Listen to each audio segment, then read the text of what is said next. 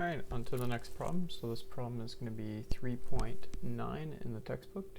So pressure gauge indicates that the pressure in your cold tires is 0.25 MPa gauge on a mountain at an elevation of 300 meters. So what we have right here is we have this elevation right here, and this is 3,500 meters, and we know that P gauge up here is 0.25 MPAs, and after you drive down to the sea level, your tires have warmed to 25 degrees Celsius. What does your gauge now indicate? So what we're looking for right here is, we'll call this P gauge 2. What we're looking for is P gauge 1. Right here. So the first thing to notice is that we're working with gauge pressures, which is not the same as absolute pressures. We are going to want to convert these to absolute pressures, just because we're going to be working with a closed system. Our closed system in this case is our tires, right? Because the fluid inside the tires, in this case air, isn't going to be leaving the tire.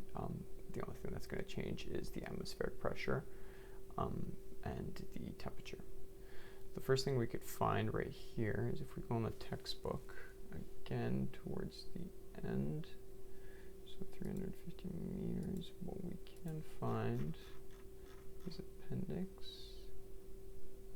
right here. What we can find is the temperature at a certain height and the pressure, depending on this is pressure at sea level. We can find the ratio of this. And so what we notice is that we can find the ratio here because we know we're at a height of 3,500 meters. We know that our ratio of pressures for sea level is going to be 0.02. So we know that a ratio of 0.629.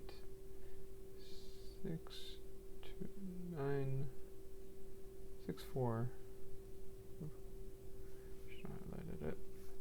So we know that 6,492 is going to be equal to the pressure atmospheric 2, so at our point 2 there, over atmospheric pressure. And we know that atmospheric pressure 0.01 kPa, which means that we could find our atmospheric pressure at point 2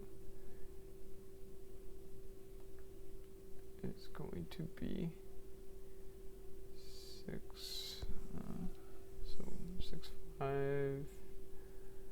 5.6 kPa. Now we have, so this is pressure atmosphere at point 2 right there. So now we can find the absolute pressure because we have the gauge pressure and we have the atmospheric pressure at point 2, which means that we know that P2 right here is going to be, so we'll convert MPa into kPa's right there. So convert to MPa's times 1,000, which means that we have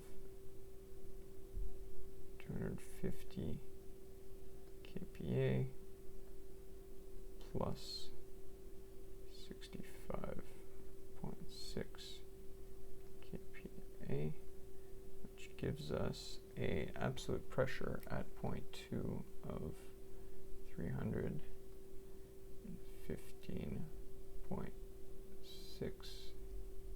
kPa.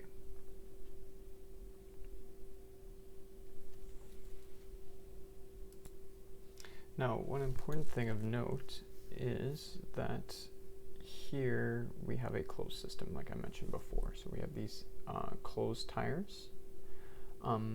And so inside this tire, what we're going to assume is that they're rigid, which means the volume stays the same. So we know that the volume is going to be constant.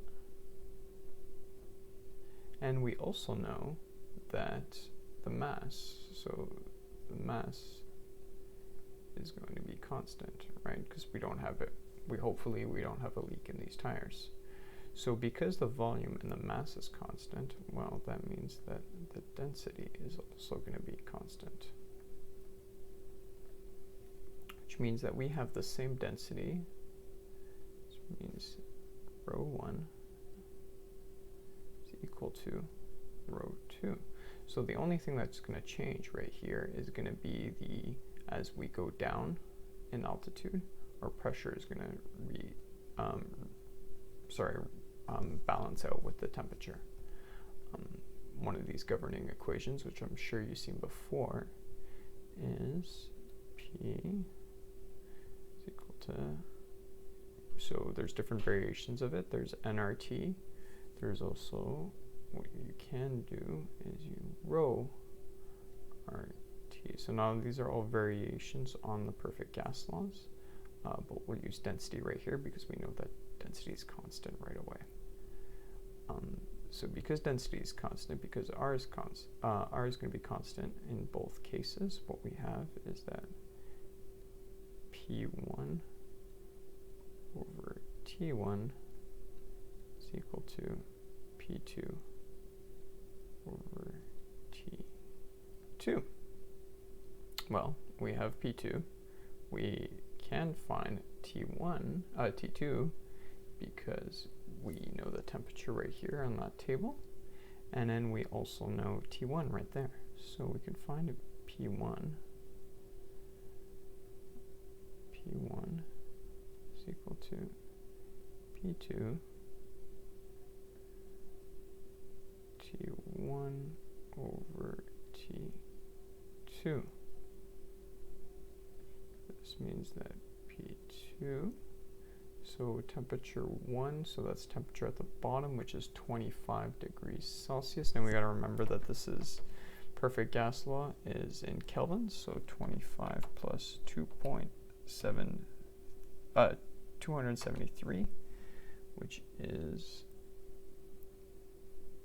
298 Kelvin divided by, or temperature at that altitude at 3,500 meters is 265, yeah, 65.4 Kelvin. And then with P2 that we solved right here, we could find P1, which is, I'll just quickly calculate that, so 315 times 298 divided by 265.4, and this is 354.4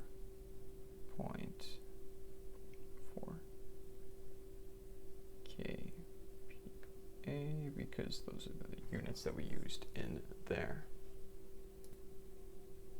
Now we're not quite done yet. If we remember, the question asked us to find the pressure, so 3.9.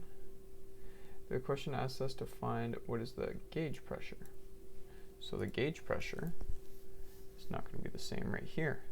This is the absolute pressure. So what we're going to want to do is find, we know that P1 gauge, or P1 gauge is equal to P1 minus P atmosphere. And this is the atmosphere at 0.1 right there, which we already know.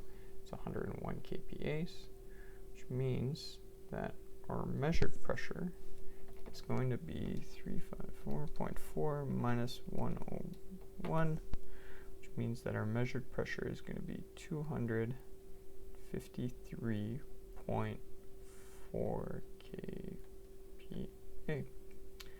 This is the final answer.